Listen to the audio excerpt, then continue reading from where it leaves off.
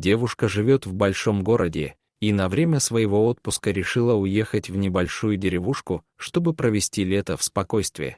Однажды она пошла на прогулку, чтобы посмотреть на окрестные пейзажи. Внезапно девушка обратила внимание на ферму, где выращивают овец. Через некоторое время она увидела то, что растрогало ее до глубины души. Девушка увидела на цепи двух несчастных собак. Ей стало больно лишь от одного вида жалких псов, томящихся в неволе. Девушка не осталась равнодушной к этим питомцам. Грустные питомцы сидели без воды и еды. Кто-то посадил их на цепь, даже не заботясь о том, что чувствуют бедные животные, да еще и в жаркие дни. Сара очень надеялась, что это временно, и что хозяева обязательно выпустят питомцев на прогулку, сняв с них тяжелые цепи. Но нет. На следующий день, когда девушка подошла к ферме, она увидела всю ту же картину несчастных собак с бесконечно грустными глазами, в которых читалась безнадега. Слова соседа, у которого девушка спросила о питомцах, лишь подтвердили ее догадку.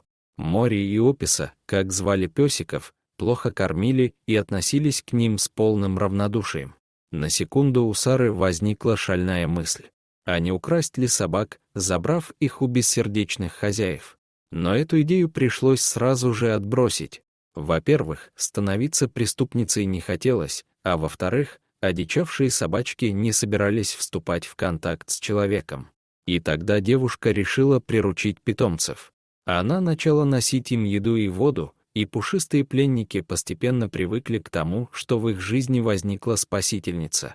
А потом появились хозяева. Когда они увидели Сару, то очень удивились нежданной гости. Девушка задала им вопрос о том, почему собаки живут на цепи, и престарелые хозяева без зазрения совести поделились своей историей. Оказалось, что когда-то у них были овцы, и эти песики работали пастухами, присматривая за стадом. Но состарившись, люди решили, что больше не станут заниматься овечками, а значит, собаки им не нужны. Впрочем, они подумали, что питомцев, которые служили им верой и правдой, убивать не стоит, поэтому оставили их в живых и отблагодарили верных четвероногих друзей тем, что посадили на цепь. Услышав это, Сара предложила отдать ненужных питомцев ей. К ее удивлению, люди заортачились, а потом заявили, что собаки принадлежат их внучке, и она их очень любит. Удивительная любовь, правда. Впрочем, старики предложили девушке попытать счастье и поговорить с внучкой. От ее решения зависело, отдадут питомца в гости или нет. В волнении Сара написала сообщение родственнице фермеров, и та сказала, что ей необходимо подумать. Потянулись мучительные дни ожидания. Летний отпуск подходил к концу, и Саре вот-вот нужно было вернуться в Барселону. Не получив ответа, девушка была вынуждена уехать домой, оставив всякие мысли о спасении Мори и Описа. Когда Сара потеряла надежду, внучка фермеров вдруг написала девушке сообщение. Да, она может забрать собак, если хочет. Счастливая Сара бросилась назад в Ла-Риоху, чтобы хозяева не передумали.